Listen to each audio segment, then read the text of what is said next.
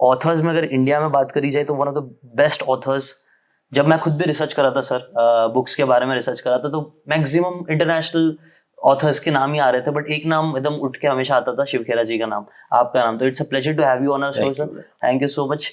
और ऑथर्स के पास पर्सपेक्टिव बहुत ज़्यादा वाइड होता है कि हम यूजुअली लिखते हैं तो उससे पहले काफ़ी रिसर्च करते हैं, पढ़ते हैं, अलग अलग एंगल्स, अलग अलग स्टोरीज, जैसे कि आपके बुक में भी कई सारी मल्टीपल स्टोरीज और मल्टीपल लेसन्स है, जो एक एक लेसन भी लाइफ को बदलने के लिए बहुत है, बट लोग कई बार वो समझ नहीं पाते। तो मेरा पहला क्वेश्चन तो सर यही रहेगा कि आप ऑथर बने कैसे, क्योंकि इंडिया में बुक्स का इतना वो है नहीं क्रेज, स्पेशली सेल्फ हेल्प का। मतलब अब तो चलो बढ़ने लग गया है कंपैरेटिवली, मैं देख रहा हूँ, बट जब मैंने भी कंटेंट क्रिएशन स्टार्ट किया था, आप तो उससे बहुत टाइम पहले से कर रहे हो इस बुक्स में, तो बुक्स आपके लाइफ में इंट्रोड्यूस कैसे हुई एंड हाउ यू थॉट कि ऑथर बनना है?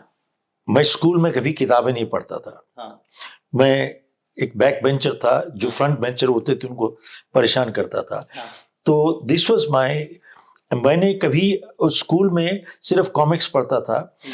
पहली किताब I read after I got married, मेरी शादी के बाद मैंने किताब पढ़ी। एंड मैंने डॉक्टर नॉर्मन विंसेंट पील से मुलाकात की इन टोरंटो 1975 में। मैं इंडिया छोड़ के चला गया यहाँ से। हम लोग की कोल माइंस थी, नेशनलाइज हो गई, सरकार ने ले लिया, तो हम लोग सड़क पे चले आए प्रीटी मच। तो मैं टोरंटो गया, पहले बाल्टी लेके गाड़ियां साफ करता था। टोटली बाय डिफॉल्ट मैंने लाइफ इंश्योरेंस बेचना शुरू किया। और 3 महीने के अंदर अंदर मेरे मैनेजर ने मुझे बुलाया to fire me for non performance, कि भाई तुम्हारी परफॉर्मेंस नहीं है। अच्छा। तब मैंने अपने मैनेजर को बोला कि मैं क्या, देखिए मैं ज़्यादा पढ़ा लिखा नहीं हूँ, मैं डॉक्टर, अटर्नी, एक वकील कुछ नहीं हूँ, मैं बीकॉम 3rd डिवीजन और 10वीं में फेल हो गया था, दिस इज माई एकेडेमिक्स।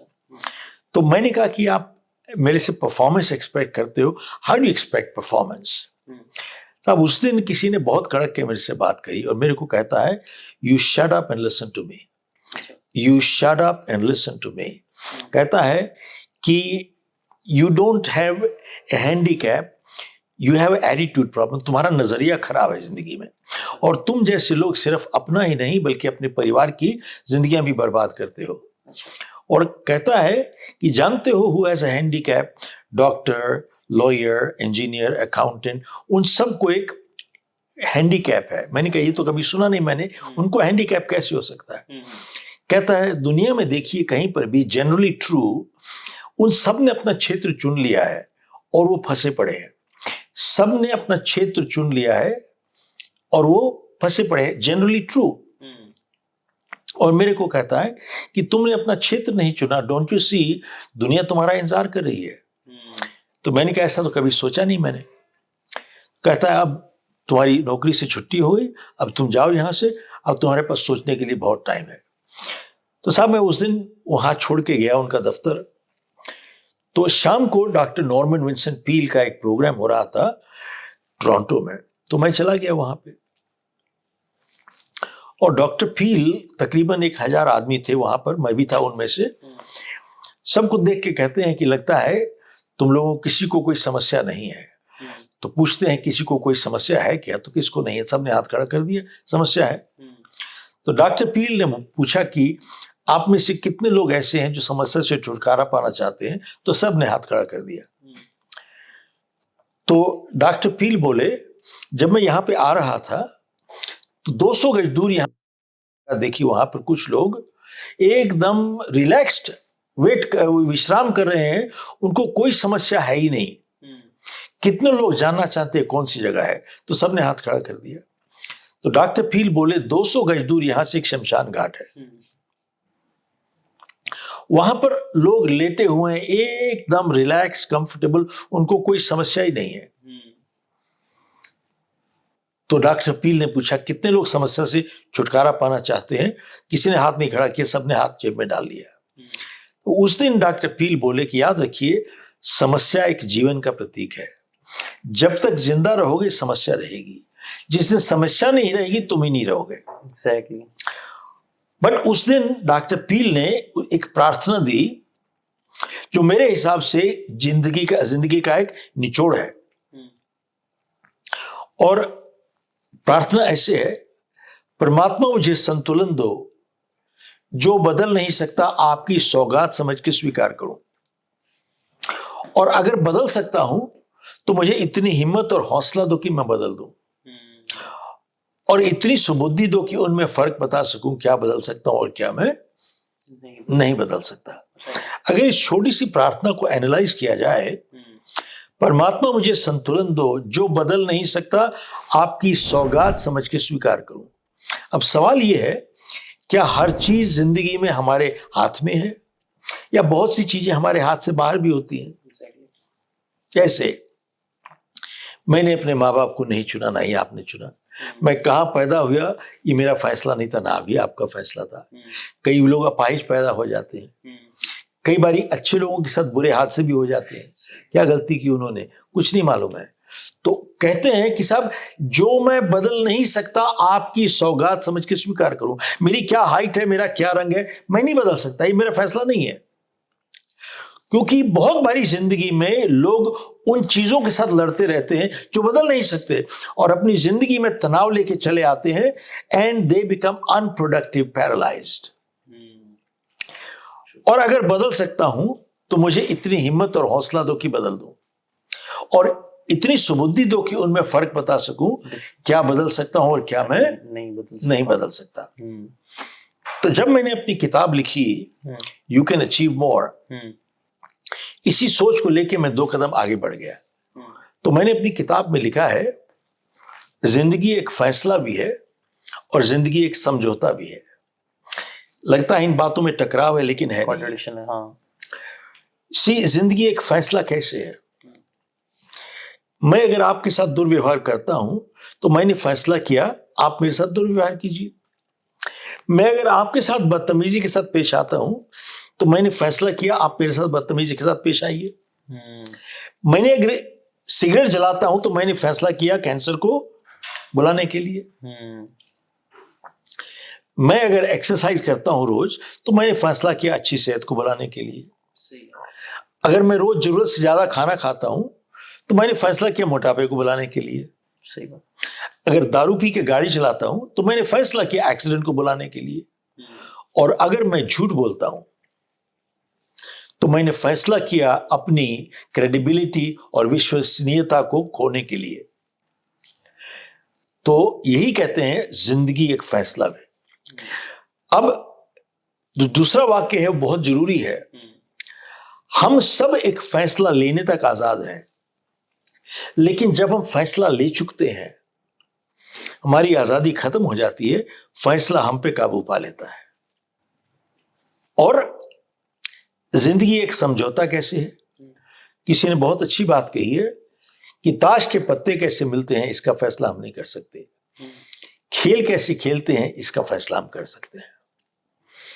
अब कई बारी मेरे से लोग पूछते हैं, खास तौर पे मीडिया वाले, कि साहब जो लोग सफल होते हैं क्या गलतियां नहीं करते, और जो लोग असफल होते हैं क्या अच्छे काम नहीं करते?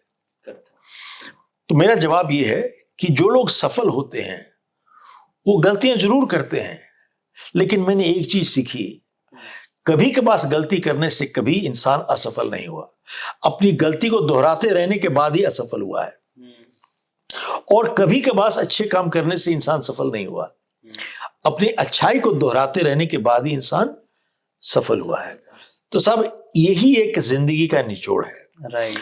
और इस प्रोग्राम करके के बाद मैं अपने मैनेजर के पास गया और मैंने अपने मैनेजर को बोला कि भैया मेरे को नौकरी से मत निकालवा, मेरे को एक मौका और दो। अच्छा। क्योंकि अगर आप मुझे निकाल दोगे तो मुझे मालूम नहीं मैं जाऊंगा कहां पर, और एक ही जगह मालूम है गाड़ियां साफ करना, मैं अब करना नहीं चाहता गाड़ियां साफ। मेरी एक बेटी है, मैं एक कमिटमेंट करता हूं आपको कि मैं आपको लेट डाउन नहीं करूंगा अपनी मेहनत की वजह से, बट मुझे एक और मौका दीजिए। तो मेरी तरफ देख के कहता है शिव ये छोटी कमिटमेंट नहीं है, बहुत बड़ी कमिटमेंट है, और कहता है कि मैं तब तुम्हारे को मौका दूंगा अगर तुम कमिटमेंट मेरे साथ मत करो बल्कि अपने आप के साथ करो, तब मैं तुम्हें यहां पर रहने दूंगा। ओके। उस दिन मैंने कमिटमेंट की और वो एक जिंदगी का मोड़ था मेरा। उसने कागज विड्रॉ कर लिए और उस साल मैंने तकरीबन 1 मिलियन से ऊपर जाके लाइफ इंश्योरेंस बेची। अच्छा। अगले साल तकरीबन 3 मिलियन, उसके बाद तकरीबन 5 मिलियन के करीब मैंने जाके बेची। अमेरिका मूव कर गया, मैं 3 बिजनेसेस में चला गया। मैंने एक कंपनी खरीदी कैलिफोर्निया की 1984 में, और उनका न्यू जर्सी ऑपरेशन शुरू किया हमने विद नो क्लाइंट्स, और मैंने अपनी कंपनी बेची विद तकरीबन 500 क्लाइंट्स उसके बाद, कुछ सालों के बाद। तो मैं आपके साथ अपना जीवन क्यों शेयर कर रहा हूं? इस वजह से मैं सारी जिंदगी फेल होता चला गया और सारी दुनिया को दोषी ठहराता रहा।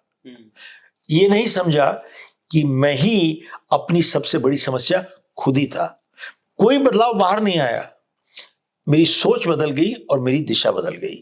1, और मैं इस वजह से कह रहा हूं कि बहुत बारी जिंदगी में हम लोग अपनी समस्या खुद ही बन जाते हैं, नंबर 1। दूसरा, जब मेरे मैनेजर ने मुझे बोला कि you shut up and listen to me, तब समझ में आई एक बात कि कभी कभी जिंदगी में भला करने के लिए कठोर बनना पड़ता है। दोबारा से कहता हूं कि कभी कभी जिंदगी में भला करने के लिए कठोर बनना पड़ता है। और तीसरी चीज जो मैंने सीखी वहां पे, वो ये था कि मैं कमीशन पे था। इंश्योरेंस नहीं बेचता था तो पैसे नहीं मिलते थे, और पैसे थे नहीं। 100% कमीशन होती थी। लेकिन मैंने देखा कि उस कंपनी में, हमारी कंपनी में कुछ लोग ऐसे थे, उनको तनख्वाह मिलती थी लेकिन काम नहीं करते थे। तब मेरी समझ में आई कि पैसा बनाने में और पैसा कमाने में बहुत फर्क है। पैसा बनाना चोरी है, पैसा कमाना ईमानदारी है, सच्चाई है। और दुख की बात यह है, आज लोग पैसा बनाना चाहते हैं, कमाना नहीं चाहते हैं। उनकी समझ में आनी चाहिए बात कि तनख्वाह बिना काम के चोरी के समान है। तनख्वाह बिना काम के चोरी के समान है। और आप देखें, बहुत से दफ्तर में यही कुछ हो रहा है। लोग काम नहीं कर रहे हैं, बैठे हैं, तनख्वाह ले रहे हैं, पेंशन चाहिए। एक गैलप सर्वे हुआ था अमेरिका में। उन्होंने कहा था कि 63% ऑफ एम्प्लॉइज जो हैं वो डिसएंगेज्ड हैं, काम नहीं करते हैं। They are not interested to do their job, disengaged. और एडिशनल 24% आर एक्टिवली डिसएंगेज्ड। वो सिर्फ अपना नहीं काम करते बल्कि दूसरे को भी काम नहीं करने देते। दैट लीव्स ओनली 13% लोग जो काम पे जाते हैं, they are engaged. Only 13% of people who go to work actually do work. 13%। अब आप बताइए मुझे, क्या ये इंटेग्रिटी इशू है कि नहीं है? बहुत बड़ा इंटेग्रिटी इशू है, ईमानदारी का। और उसी सर्वे में एक और बताया गया था, खास तौर पे आज सोशल मीडिया के हिसाब से लोग काम पे जाते हैं और वर्किंग आवर्स में they spend 2, 3, sometimes 4 hours per day on the personal social media। सवाल यह है कि क्या इसी के पैसे मिल रहे हैं आपको? आप मुझे बताइए कि मैं अगर आपका बटुआ चुरा लेता हूं तो आप मुझे क्या कहिएगा? चोर। जब लोग यही काम करते हैं दफ्तर में जाके, तो वो क्या है? वो भी तो चोरी है। सो हम लोगों को बेसिक फाउंडेशन चीज दोबारा से वापस लानी है। राइट। वो सबसे इंपॉर्टेंट है। आई थिंक सर, ये आपने जो बातें बोली वो किसी भी लाइफ को चेंज करने के लिए जरूरी है। हम कई बार हमें लगता है कि हम बस पहुंच जाए और लोग हमें पैसा देने लग जाए। आपने जो ना कमाना और पाना सिर्फ मिल जाता है, वो मिलने वाले एटीट्यूड बहुत है कि ऐसे मिल जाए, कुछ ना कुछ लॉटरी मेंटालिटी इसलिए वही रहती है कि बस लॉटरी मिल जाए, फटाक से पैसा। इसको इंग्लिश में मैंने कहा है, making money is criminal, earning money is spiritual. Earning money is spiritual. Spiritual क्यों बोला आपने? इस वजह से बोला कि spirituality in law involves you put your energy and ethics behind. Energy और एथिक्स कमाने के लिए लगाते हैं, उसको कहते हैं पैसा कमाना। बाकी तो चोरी है। और ये आ जाएगा तो एक इंसान रिच बन ही सकता है, और बन ही जाएगा। लोग ऐसे लोग, आपने बोला 13% लोग ही है, तो वो 13% लोग तो पीछे जाते हैं। लोग देंगे उनको कि आओ जॉब करो हमारे लिए, क्योंकि ऐसे लोग बहुत रेयर होते हैं जैसे आप बात कर रहे हो जो चीज उनमें होती है। तो वो क्वालिटीज आपने अपने अंदर डाली और वहीं से आपकी लाइफ में पूरा चेंजेस है। अगर आपको ये बातें काम की लगी होगी तो do check out the full podcast यार, जाके देखो, डिटेल में चीज़ों को समझो, तब ज़्यादा अच्छे से समझ में आएगा, ज़्यादा अच्छे से आप अपनी ज़िंदगी में चीज़ें अप्लाई कर पाओगे। Thanks so much and subscribe this channel.